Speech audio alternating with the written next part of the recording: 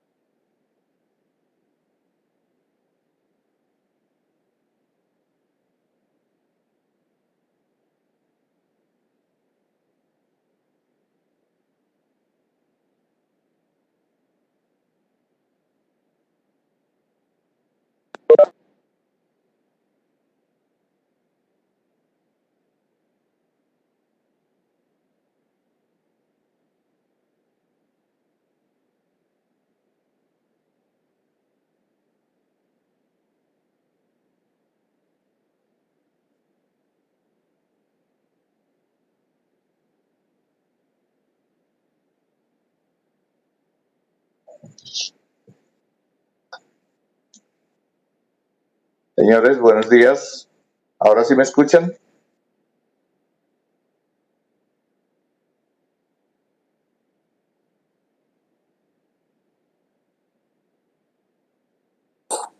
Buenos días, doctor. Sí, sí se le escucha. Vale. Bueno, entonces vamos a empezar. ¿Están viendo la presentación?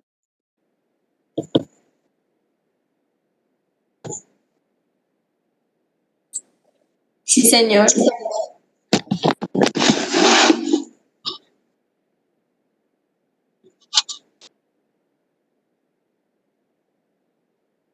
Listo. Entonces, les decía que vamos a hablar sobre fiebre y dolor, dos síntomas que también en algunas, que también se pueden considerar signos de acuerdo a otras, pues de acuerdo a otras manifestaciones que son de gran frecuencia en la consulta de los servicios de urgencias y en la consulta externa.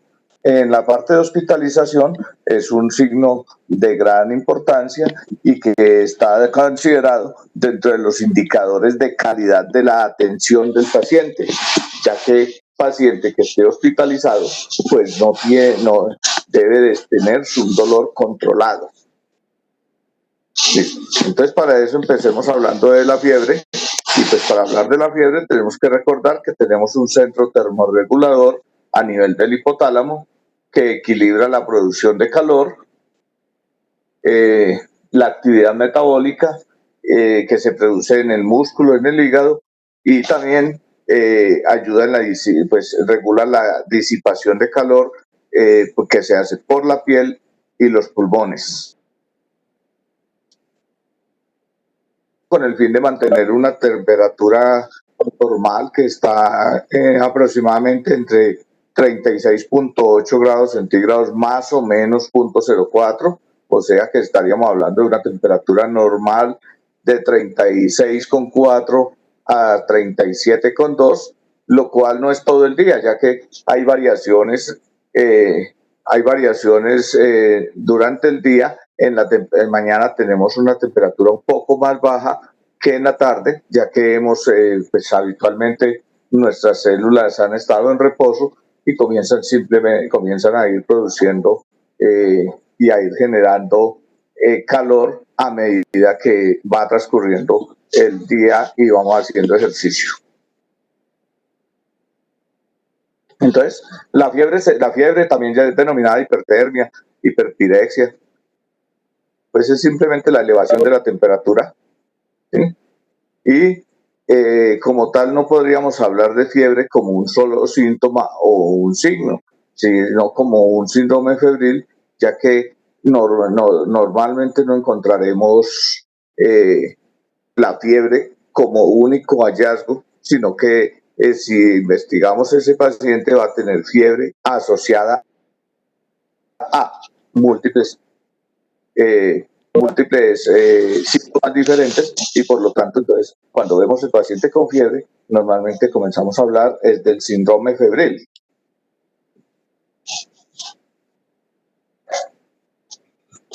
Listo. Bueno, entonces hay que tener en cuenta que es el signo más común que ustedes pueden encontrar. Que se puede presentar en múltiples trastornos y que esos múltiples trastornos pueden ser afectaciones en cualquier órgano o cualquier sistema de la economía humana. Entonces, la fiebre se puede producir por lesiones a nivel de la piel, de los pulmones, del aparato del sistema digestivo, del aparato urinario, del nervioso, en fin, de cualquiera, de todos los sistemas y órganos que tenemos podrían ayudarnos a generar fiebre. Entonces, la fiebre, si encontráramos una fiebre sola, sin ningún otro síntoma, pues el valor diagnóstico sería muy poco. Lo que pasa es que, como les dije, pues vamos a tener muy pocas excepciones en donde encontremos un paciente con solo fiebre. Eso se podría asociar, por ejemplo, en algunos casos a hipertermias generadas por algunos medicamentos. Son pocos casos, por ejemplo, las prostaglandinas podrían generar aumento de la temperatura sin que haya ningún otro síntoma. Entonces, son esos poquitos los que vamos a tener como especiales y que vamos a diferenciar, pero vamos a tener en cuenta de que una fiebre elevada persistente va a representar una urgencia, porque esa fiebre elevada persistente va a generar alteraciones a nivel de la célula.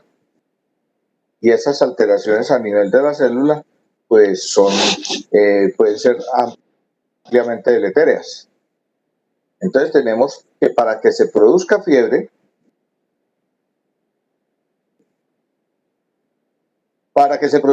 lo que vamos a tener es un desequilibrio entre la producción, un aumento en la producción de calor o una disminución en la pérdida de este. Y pues lo frecuente que tenemos, el fenómeno más frecuente que vamos a encontrar es que existen unas sustancias pirógenos exógenos, que son sustancias que llegan a nosotros por bacterias, por virus, por otros estímulos ambientales. En algunos casos, por ejemplo, reacciones alergenos, que en algunas personas que hagan trastorno, pues que hagan reacciones anafilácticas, pueden hacerlas con fiebre.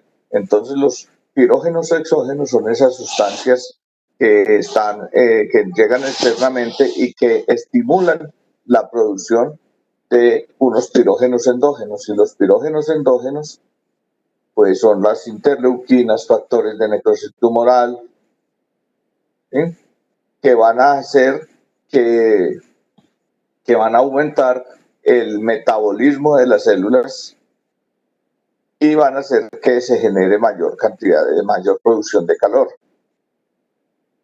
Cuando eso pasa, pues el hipotálamo generaría órdenes para aumentar la producción, la pérdida, y ese aumento de la pérdida se puede lograr por otros medios, como por ejemplo la sudoración. Entonces,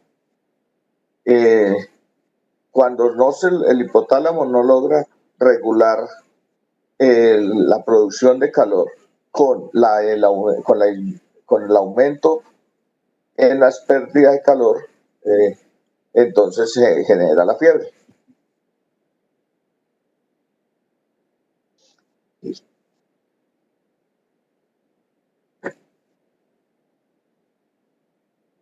Bueno, entonces,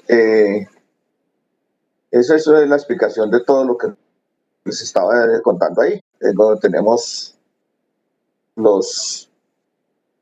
aumenta esto, pero lo más importante está aquí. Entonces ya sabemos cómo se produce, pero sabemos que tenemos que controlarla, ya que las causas de la fiebre son, por ejemplo, se pueden clasificar en dos, básicamente, unas causas externas habitualmente infecciosas producidas por estos pirógenos y unas causas centrales que son por alteración en la función del sistema nervioso. Esas causas centrales de alteración en la función del sistema nervioso son generalmente nos llevan a temperaturas más altas que las producidas por la CIA y por los pirógenos exógenos, ya que aquí lo que está produciéndose es un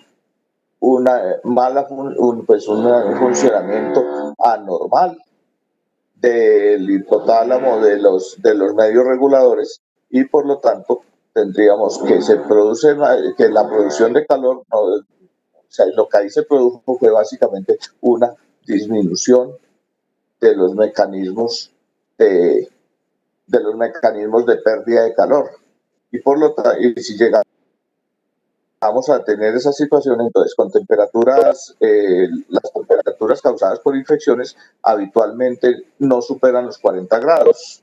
Las temperaturas causadas por afectación del sistema nervioso central son habitualmente de 41, 42 grados o más, y estas son de pueden producir daños irreversibles en las células e incluso llevar a un coma y a la muerte.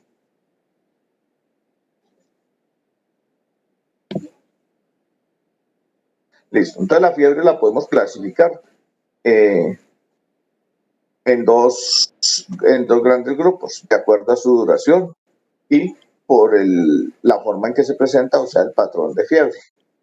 Entonces, de acuerdo a la duración, pues la clasificaríamos en aguda, prolongada y fiebres de orígenes desconocidos. De acuerdo al patrón, tenemos fiebres intermitentes, continuas, remitentes y recurrentes. Cada uno de esos datos que son los que vamos a interrogar, nos va a mostrar, nos va a orientar hacia diagnósticos sindromáticos o específicos en muchas ocasiones. Pues si tenemos una fiebre aguda es porque estamos hablando de un fenómeno que tiene menos de 15 días de evolución.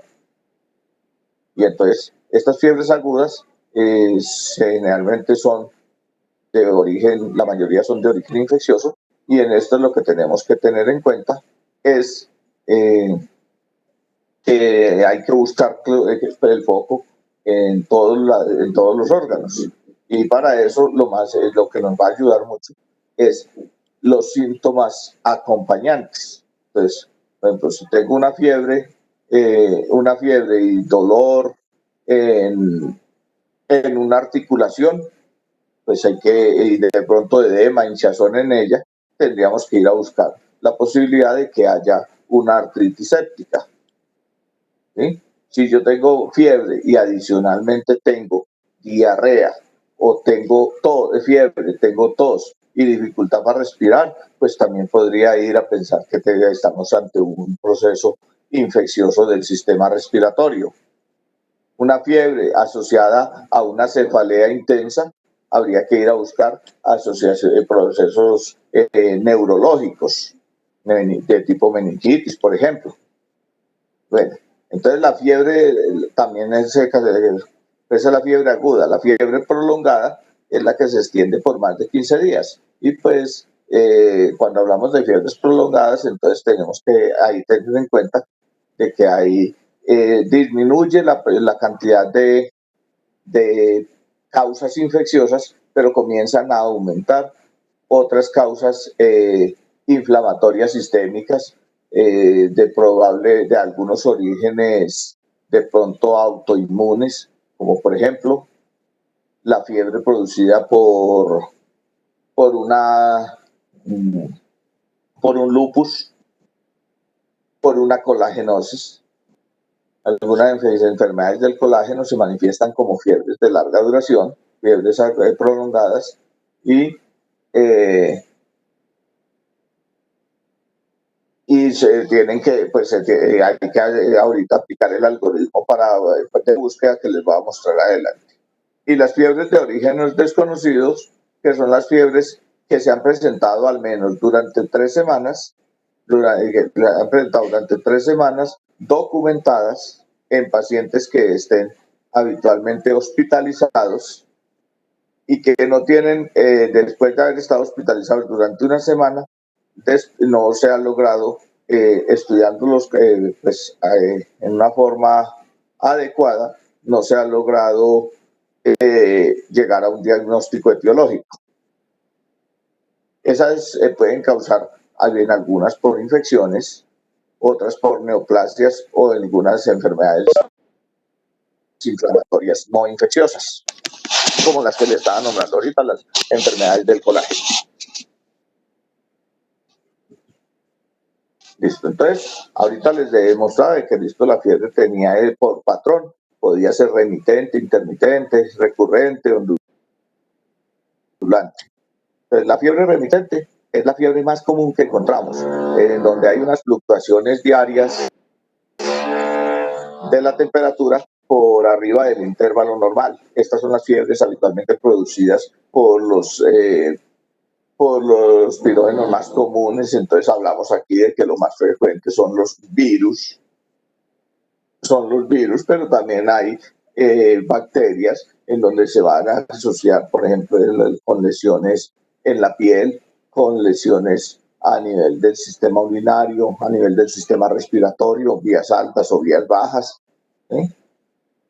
Entonces la fiebre remitente es la fiebre más común.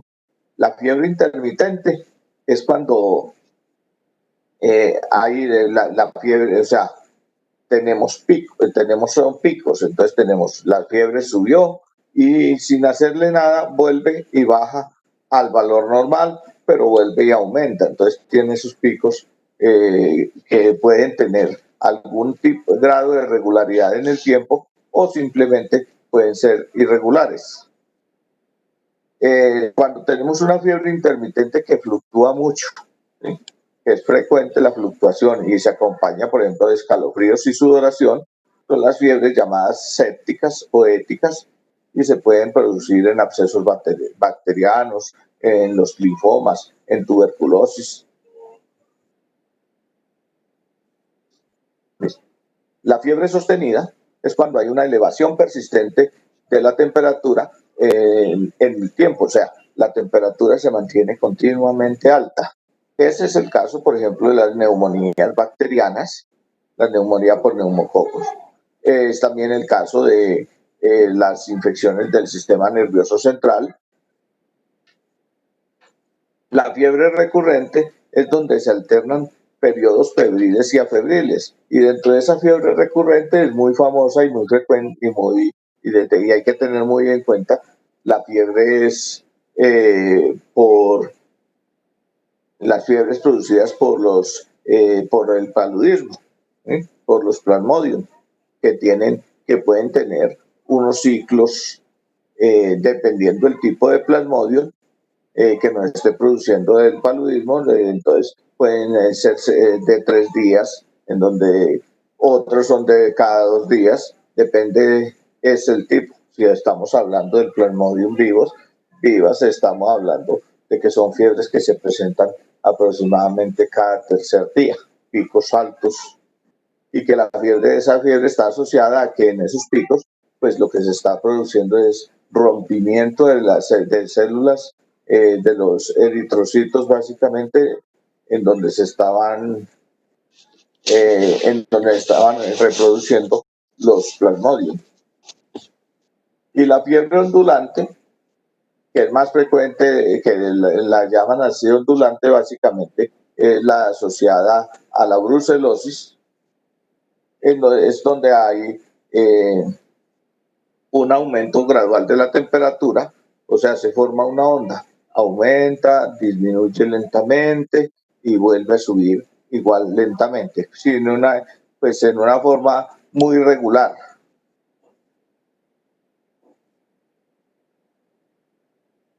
Bueno, entonces, ¿qué tenemos que ir a preguntar y a explorar cuando tenemos un paciente con fiebre? Si tenemos una fiebre leve a moderada, entonces debemos de preguntarle cuándo empezó a aumentar esa temperatura. ¿Cuándo empezó y hasta cuánto ascendió la temperatura? Si la fiebre desapareció sola, si reapareció más tarde, si hubo otros síntomas como los escalofríos, la fatiga, el dolor. ¿Listo? Hay que hacer una anamnesis completa tomándole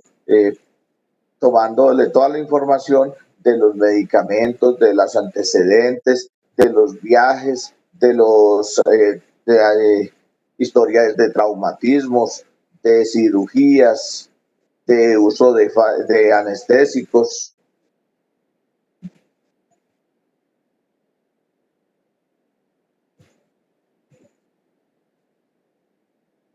Y nos vamos a mirar entonces cuáles son las características generales de esa fiebre. Si la fiebre tiene escalofríos, o tiritona, cuánto es la duración, cómo es, si es de horas o de días, si baja o no baja, en qué momento del día está más frecuente, los antecedentes que ya les nombré, antecedentes tóxicos, tabaco, alcohol, otras drogas. Entonces, hay ciertas drogas como los opioides que pueden predisponer, los opioides inyectables que pueden producir a que haya flebitis, inflamaciones en los sitios de aplicación, celulitis, y esto puede ser causa de fiebre. Algunos medicamentos pueden causar incremento en la temperatura, por ejemplo las prostaglandinas. El misoprostol es una de ellas, que se usa en ginecología, pues para producir contracciones uterinas e incluso inducir abortos en los casos en que está permitido. Pero también se usó previamente para manejo de la enfermedad ácido péctica.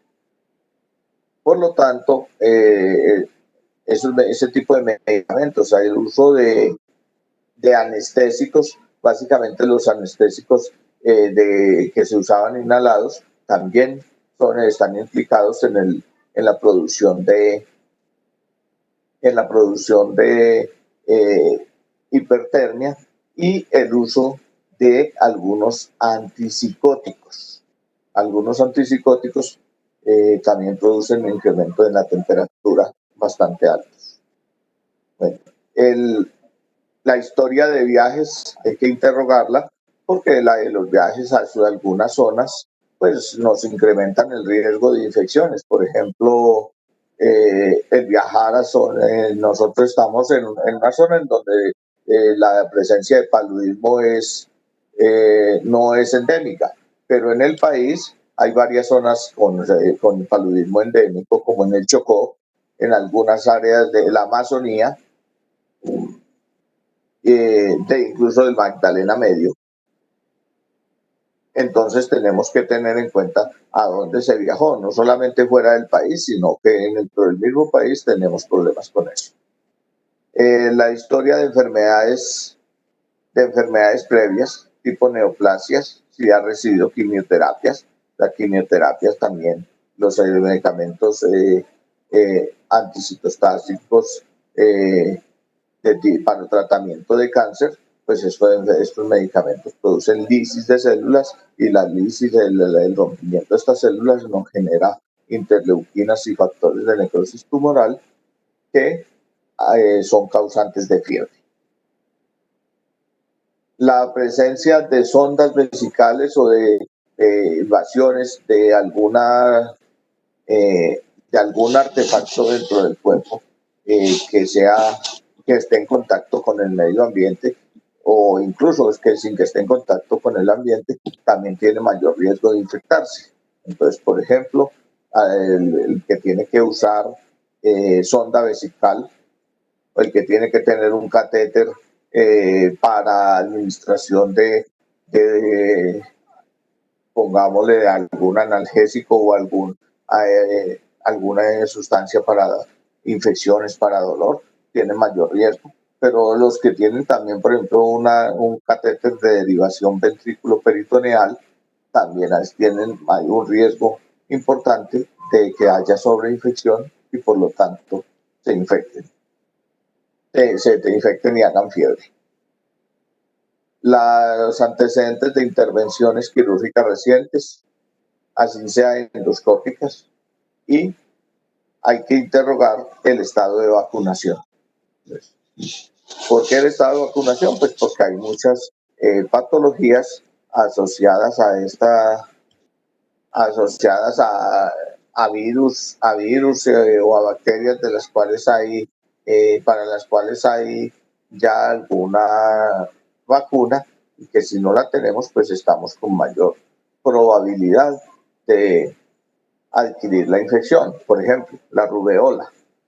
La rubeola produce fiebre y habitualmente todos dentro del plan de ampliado de inmunización, o sea, de vacunación básico, pues todo el mundo debería estar vacunado contra la rubeola. Pero como hay grupos antivacunas, hay personas que no aceptan la vacunación, pues esas personas tienen un riesgo de infectarse por ello y de hacer fiebre por la rubeola. Hay vacunación contra el tétanos, hay vacunación contra la difteria, que también puede producir fiebre, y hay vacunación contra la tuberculosis, que no protege 100%, pero que ofrece una protección para los casos de menor contacto.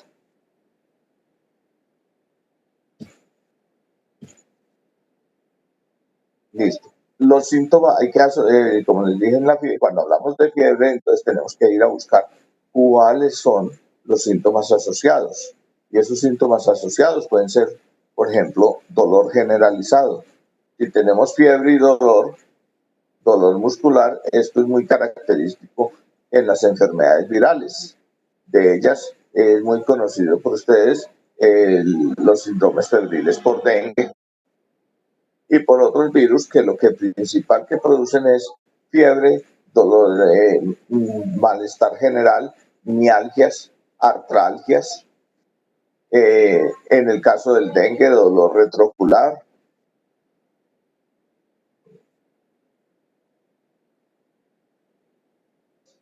Esto, lo que les decía, entonces si yo tengo fiebre y cefalea, entonces tengo que verificar primero que eso es un síntoma frecuente. Si la cefalea es muy intensa y se acompaña de otras alteraciones de orden nervioso, de orden del sistema nervioso, como alteraciones del nivel de conciencia o vómito de proyectil, pues tengo que ir a pensar en una meningitis, tengo que ir a pensar en una encefalitis.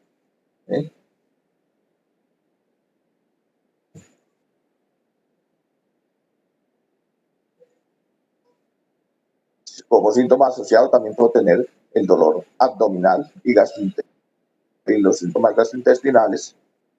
Y entonces eso serían, por ejemplo, los cólicos, diarrea, estreñimiento, ictericia, dentro de los síntomas del sistema gastrointestinal, y que se pueden asociar a fiebre. Entonces, si tengo fiebre y diarrea, hay que ir a hacerle el estudio a la diarrea.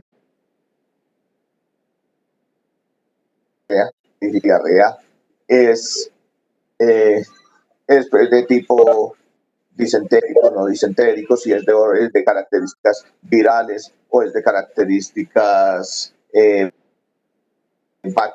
bacterianas o amebianas. Fiebre y síntomas respiratorios. Entonces, en los síntomas respiratorios, en las fiebres producidas por infecciones del sistema respiratorio, de las vías respiratorias altas, pues lo que más tenemos es congestión nasal, tos, odinofagia. En las causadas por infecciones respiratorias de las vías bajas, entonces tenemos también tos, pero ya con expectoración, en ocasiones dolor torácico de tipo pleurítico, que es el que se empeora con los movimientos, dificultad, disnea, y esas se pueden asociar a bronquitis o a neumonías. también con el dolor torácico pleurítico, entonces estaríamos pensando en derrames pleurales que pueden ser de tipo paraneumónico. Fiebre y síntomas urinarios. Si lo que hay es fiebre y dolor lumbar intenso o dolor en la región pélvica y molestias al orinar, pues tenemos que lo más frecuentes serían las infecciones urinarias, ante todo en las mujeres, porque recordemos que en los hombres las infecciones urinarias normalmente nos van a hablar de algún tipo de malformación a nivel del tracto urinario.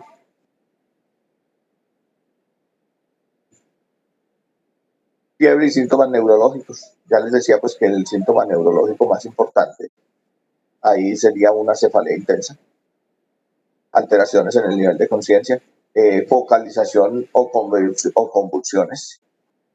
En estas hay que, como les dije, bueno, hay unos casos en donde hay unas pequeñas lesiones de aspecto violáceo de tipo parecidas a petequias que están asociadas a las meningitis por meningococo.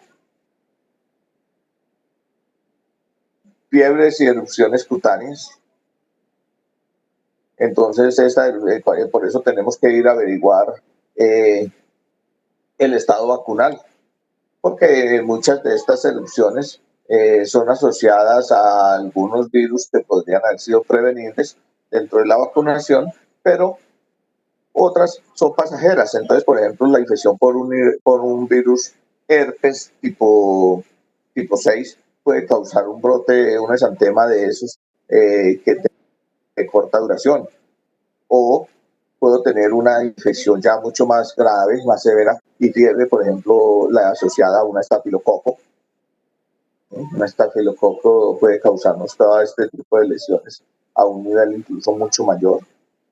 La fiebre asociada a un trastorno autoinmunitario como puede ser un Steven Johnson.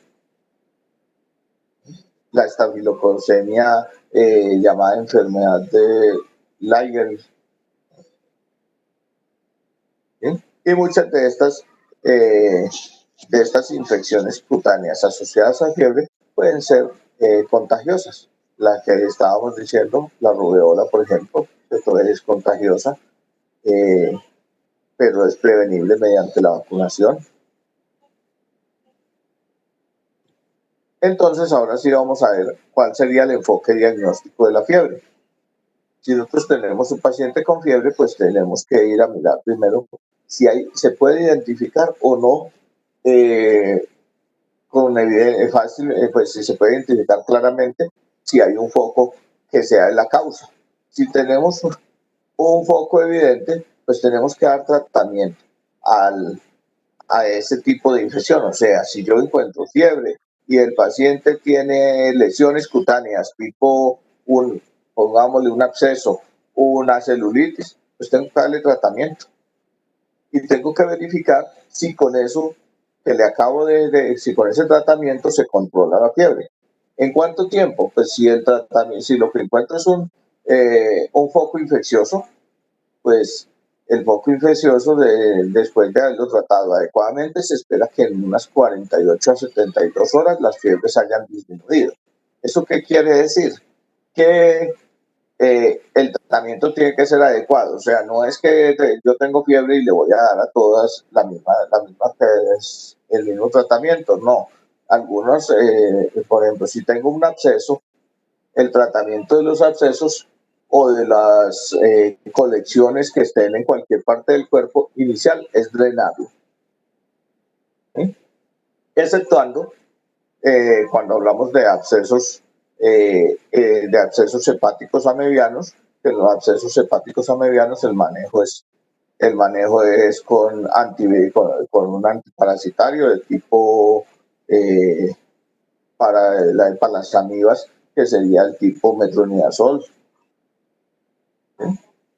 Bueno, entonces le doy tratamiento si tengo un foco y verifico si la fiebre disminuyó o no disminuyó en un plazo de 48 a 72 horas. Si no se resuelve, o si no se resuelve, continúa más baja, pero en una forma ya que vaya teniendo características de prolongada, o sea que sea superior a 15 días, tengo que ir a completar otro tipo de estudios. Y esos estudios deberían de ser iniciales: hemograma, examen de orina, puro cultivo, rayos X de tórax, un panel viral. ¿Sí? En el momento actual, listo, paciente con fiebre, con fiebre y algún síntoma respiratorio o incluso neurológico, o algunos de menor importancia como la anosmia, la disgeusia, van a ser se deberían de ser estudiados para la posibilidad de una infección por SARS-CoV-2, o sea, el coronavirus, el COVID-19. ¿Listo? Entonces, en el paciente que tuvo ese tipo de comportamiento, se le hacen los laboratorios y se verifica si se identificó alguna patología. Si no se identificó alguna patología, si se identificó la patología, hay que hacer un tratamiento. Si no se identificó alguna patología, pues entonces hay que ir a hacer estudios complementarios de segunda línea, y esos estudios ya corresponden a hemocultivos, funciones lumbares, estudios inmunológicos, porque ya les dije que he visto que algunas enfermedades de tipo inmunológico se manifestaban como con fiebre, tipo lupus, y las colagenosis. ¿Sí? Estudios imagenológicos. Ya habíamos dicho que en los estudios de primera línea estaban los rayos X de tórax, en los estudios de segunda línea pues tenemos TAC, tenemos resonancias. Tenemos que ir a buscar la posibilidad de que haya una lesión tumoral de cáncer. Entonces ese es el enfoque diagnóstico inicial. Como dijimos ya, que si hablamos de una fiebre de origen desconocido porque le hicimos esto y no le hemos encontrado patología, el paciente debe entrar a hospitalizarse y durante mínimo una semana hacerse el estudio hospitalizado para poder considerar que es una fiebre de origen desconocido. Listo.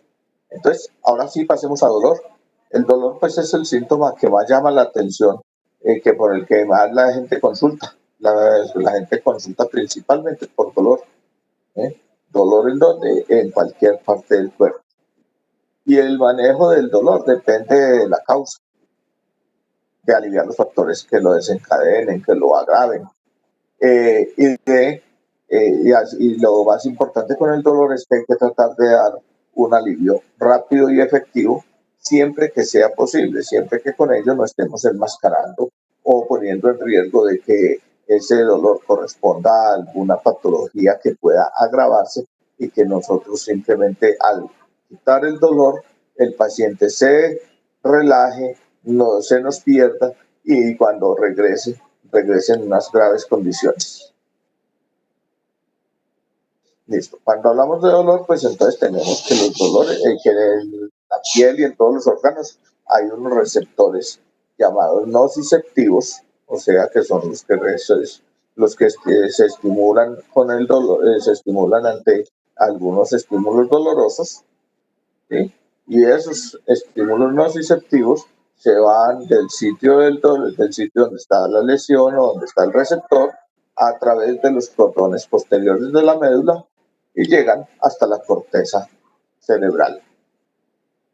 De allí, esa es la vía, eso se llama la vía aferente, ¿sí? Y luego de ahí, entonces, de la corteza cerebral y el hipotálamo se producen otros estímulos, que son las reacciones que vamos a tener. Entonces, por ejemplo, tenemos que esos viajan a través de también del cordón posterior, y llegan hasta el sitio donde se produjo la lesión, y esos van a producir inflamación, van a producir reacciones de retiro, ¿sí? Dentro de esos estímulos, pues también hay unos conocidos que son el famoso arco reflejo, en donde que el estímulo, la reacción se produce sin llegar todavía hasta la corteza, sino que simplemente al llegar a la médula se produce una reacción rápida para evitar mayor daño, como es, por ejemplo, cuando alguien se acerca la mano a algo caliente, el estímulo no llega para que él retire la mano, no tiene que llegar el estímulo hasta la corteza cerebral.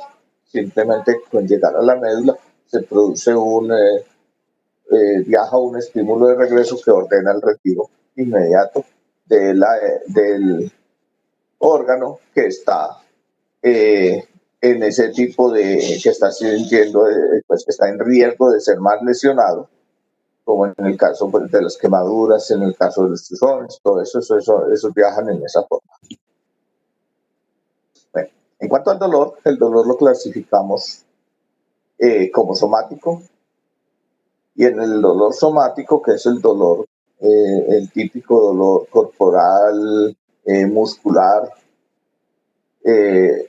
no muscular, sino osteomuscular, este dolor generalmente encontramos el estímulo nociceptivo la mayoría de las veces. ¿Cómo? Por decir algo, tengo un paciente que se dobló un tobillo. Ese fue el estímulo nociceptivo. Que se chuzó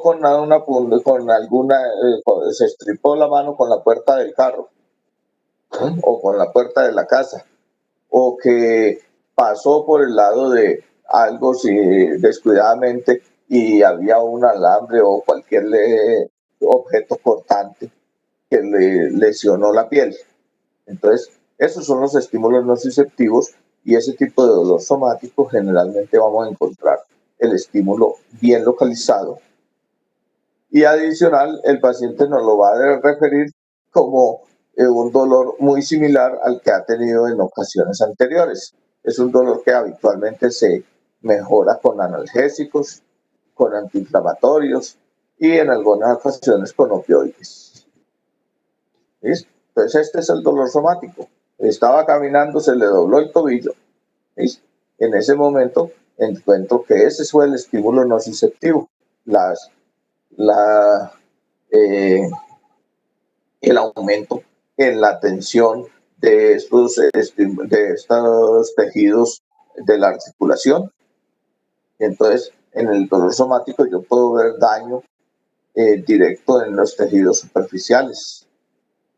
Hay una relación temporal con la lesión. O sea, ¿cuándo duele más?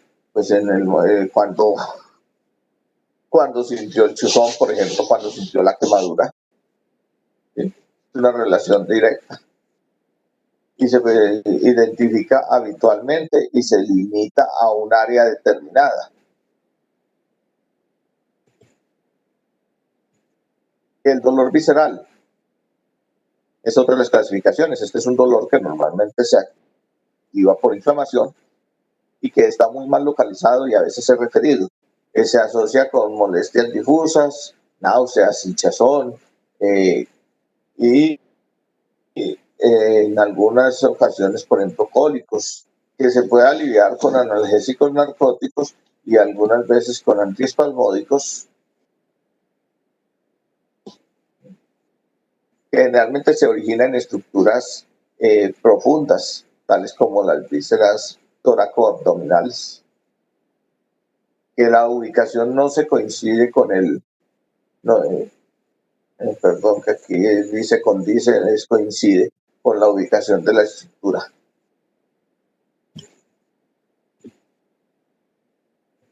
Listo. El dolor neuropático, otra de las clasificaciones. Entonces, en esta no hay un estímulo nociceptivo obvio, pero puede haber la evidencia de un daño nervioso previo. Y pues ese daño nervioso se puede manifestar porque haya un deterioro sensorial por alteración en la fuerza.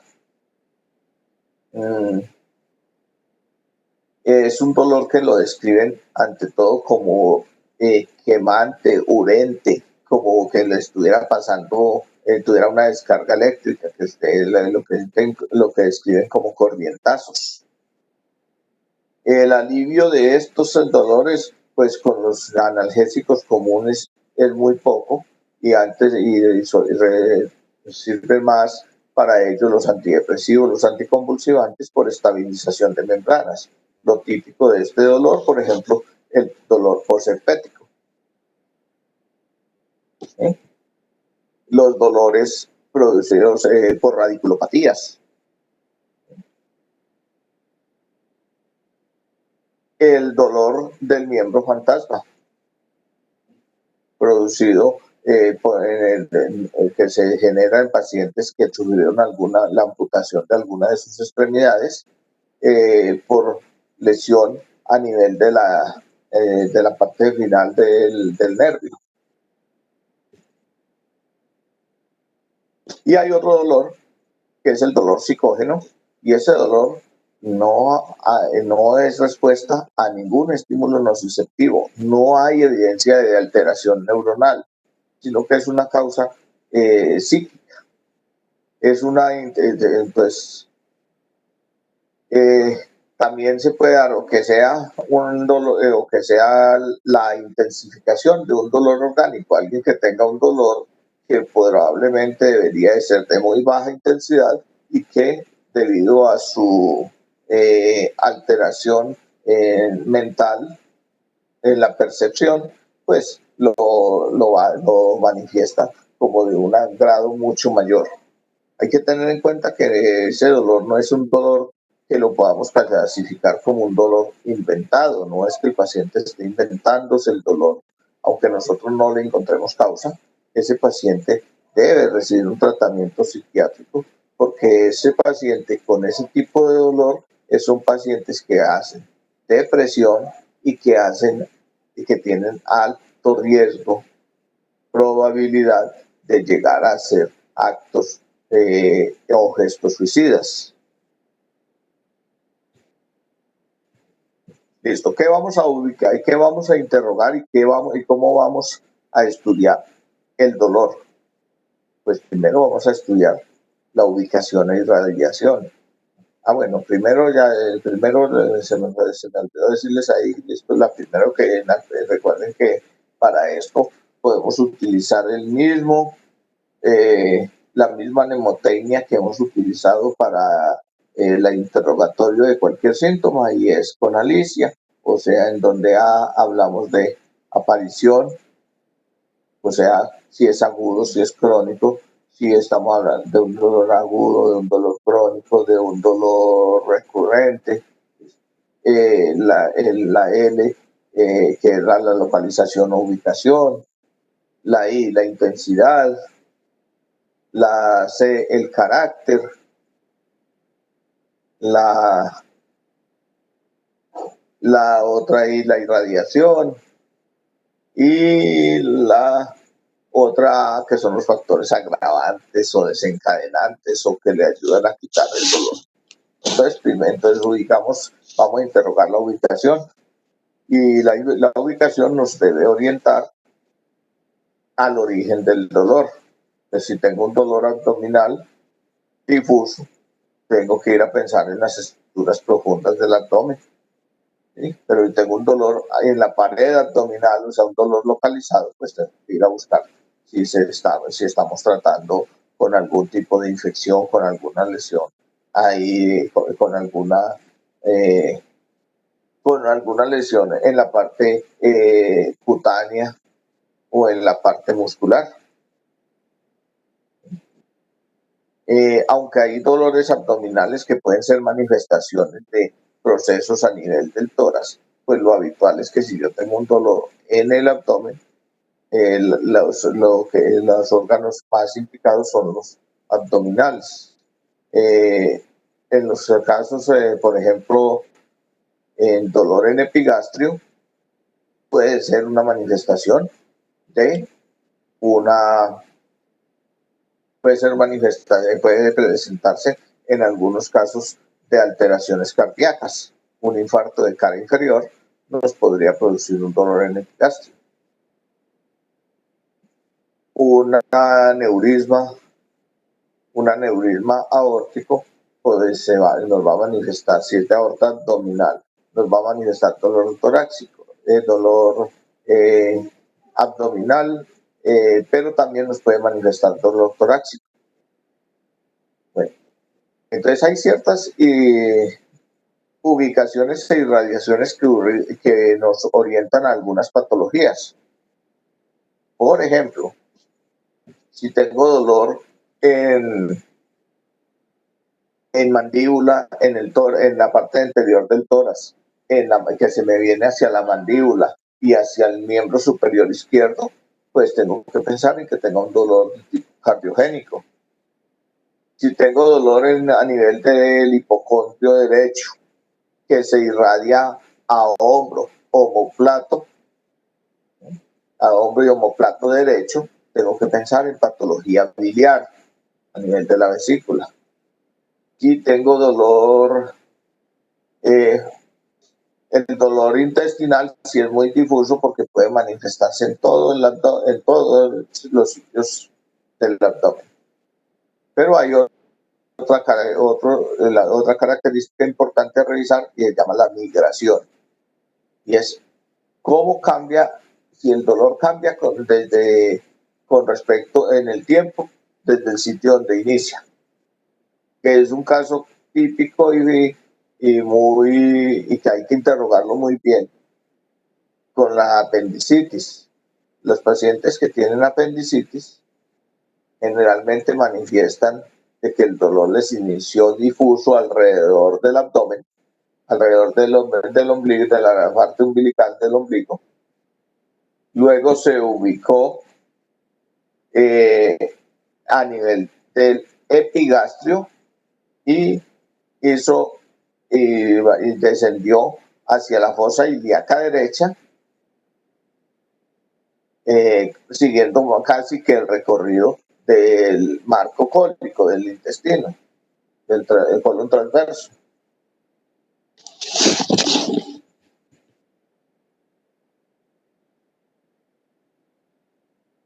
Entonces, el otro aspecto a mirar se llama el carácter del dolor, y el carácter del dolor también nos puede ubicar y darnos algunas características que nos indiquen etiológicamente a qué corresponde.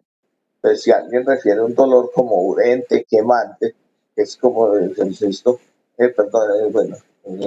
urente, quemante, pues tenemos que pensar en que pueda tener un herpes y ir a buscarle las lesiones, o un dolor urente quemante en epigastrio, como el de la úlcera gastroduodenal, retroesternal también, o incluso a nivel del cuello, que corresponden a las esofagitis e incluso a la laringitis, que lo que hace es una sensación, por el reflujo gastroesofágico, el paciente siente ardor, quemazón en la parte posterior en el cuello y detrás del esternón. Ese es uno de los diagnósticos diferenciales en los pacientes que tengan infartos de miocardio. Un dolor lancinante, o sea, un dolor que es como un chuzón, de punza. Es el dolor que lo han descrito como el dolor que se produce en el TAVES. El TAVES es la sífilis terciaria, es ya el compromiso de los cordones posteriores por sífilis, en donde ya ese sería básicamente un dolor neuropático.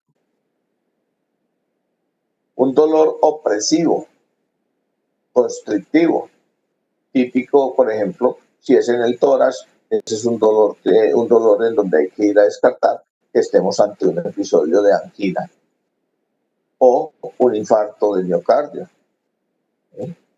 Dolores sordos, o sea, dolores de baja intensidad, pero que son muy largos, en el tiempo se han venido persistiendo.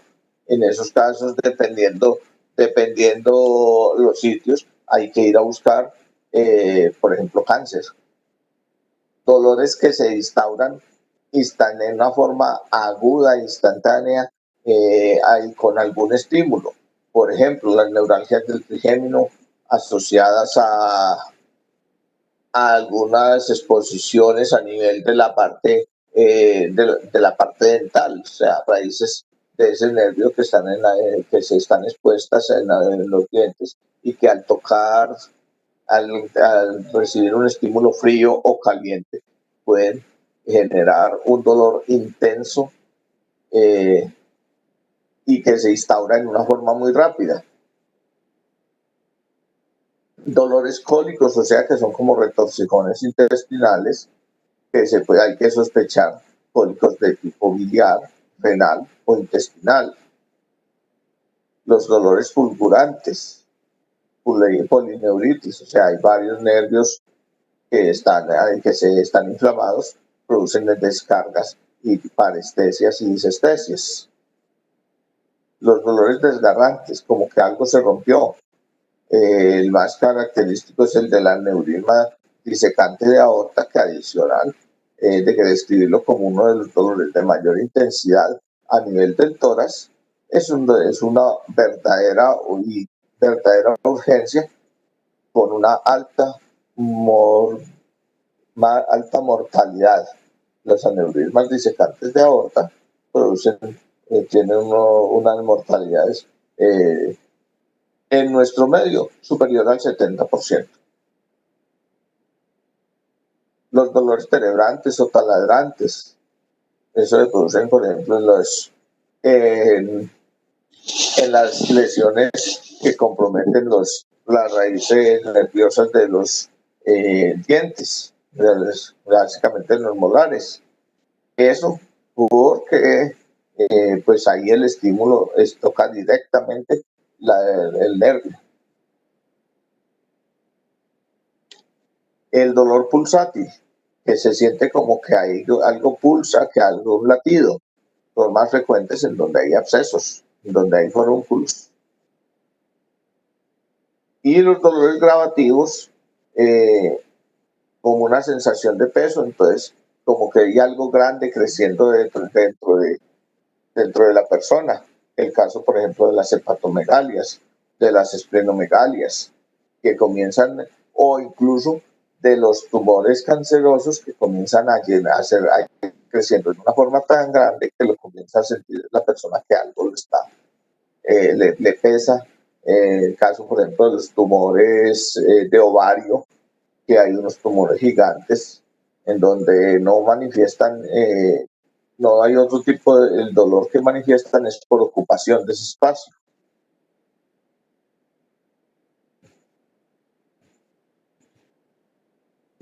¿Qué tenemos que hacer con el dolor? Hay que medirlo, hay que establecer un parámetro para la medición.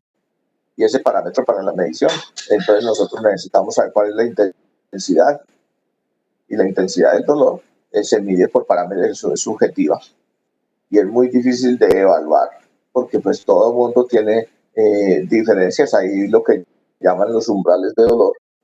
Lo que tenemos que verificar es cuál es la actitud del paciente frente al dolor, cuáles son las repercusiones físicas y psíquicas del dolor. Entonces, el paciente con dolor puede que tenga aumento en la frecuencia cardíaca, respiratoria, la presión arterial inicialmente en el dolor puede aumentar, pero cuando el dolor es muy severo, entonces el paciente va a entrar a hacer un shock y la presión se va a disminuir.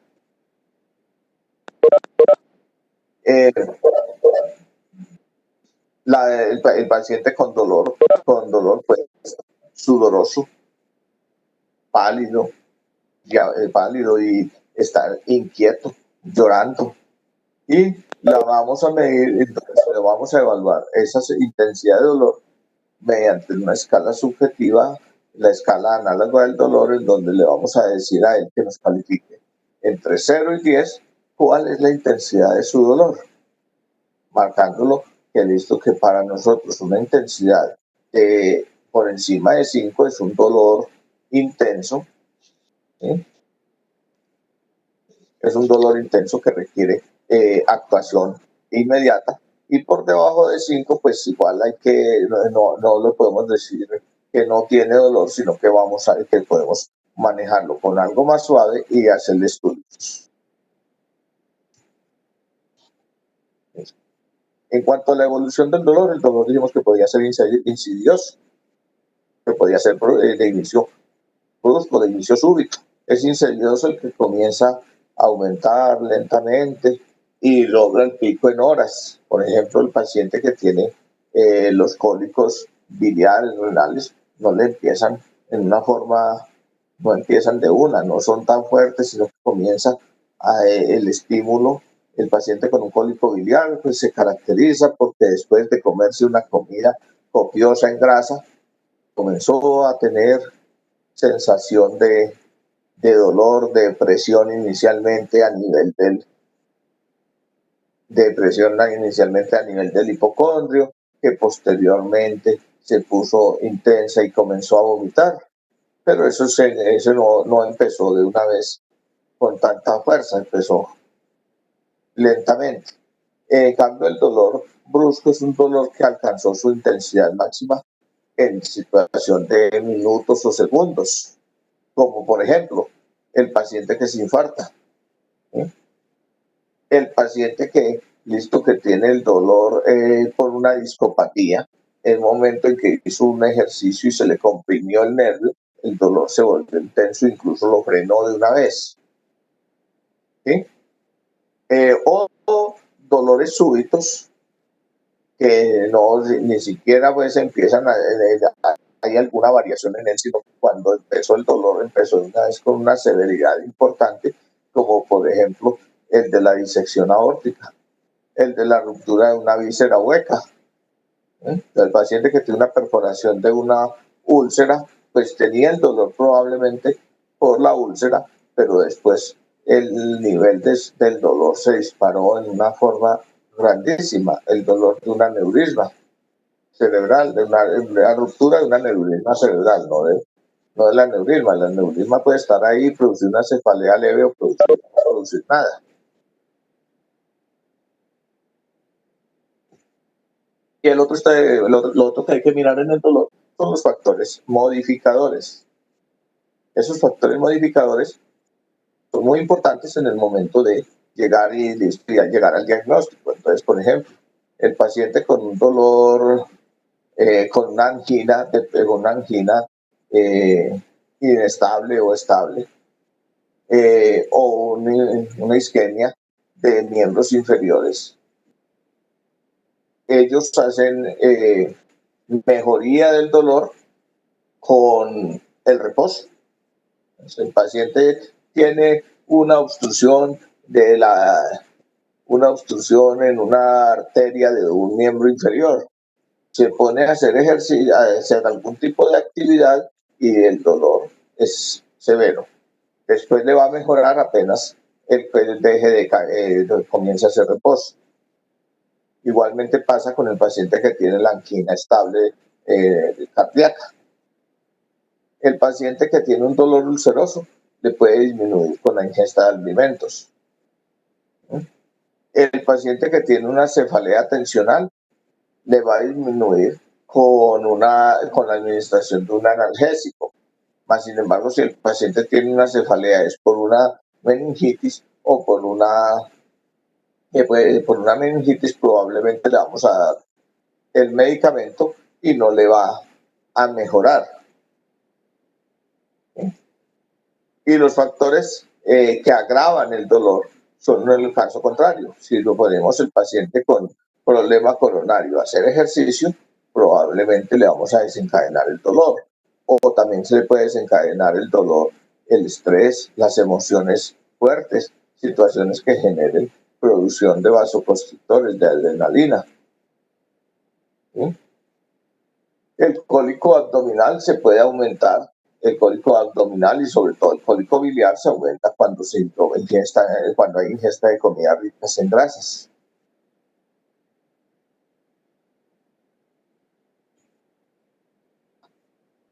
Listo, y los síntomas acompañantes que ya les había nombrado, que si tengo un dolor torácico asociado a tos y expectoración, pues tengo que pensar en síntomas del sistema respiratorio. Si tengo un dolor abdominal asociado a vómitos y diarrea indigestivo, si tengo cólicos, un cólico biliar con fiebre e ictericia, pues tengo que ir a pensar en una complicación a nivel de ese tracto, entonces, por ejemplo, en una colangitis, en un piocolecisto. Bueno, y hasta ahí creo que con eso es una revisión una pequeña revisión de las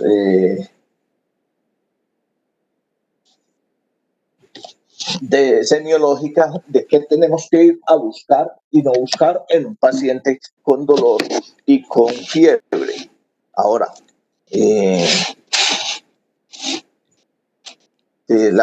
¿tienen alguna pregunta al respecto?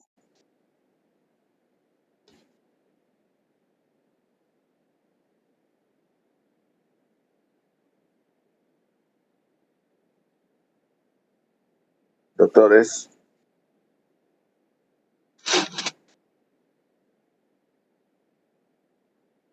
Simón me dice que todo estuvo muy claro. Bueno, yo espero que el tema mire, dolor y fiebre lo vamos a encontrar todos los días.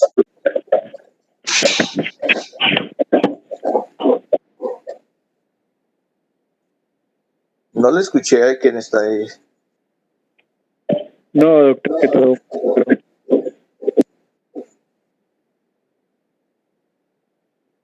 Esteban. Sí, doctor. Sí, listo, entonces. Bueno, entonces, como les dije, estos son síntomas que van a encontrar todo el tiempo, en cualquier momento los van a encontrar en todos los pacientes. La causa principal de consulta es dolor, una causa importantísima de consulta también es la fiebre, así que por favor tengan en cuenta que esto no es solo para el semestre que estamos viendo, sino que también se va a aplicar en toda su carrera y toda su vida profesional, o sea que ustedes empiecen a tener en cuenta que dolor y fiebre los va a acompañar hasta los 80 años o más de vida, porque yo no conozco médico que se retire a los 60.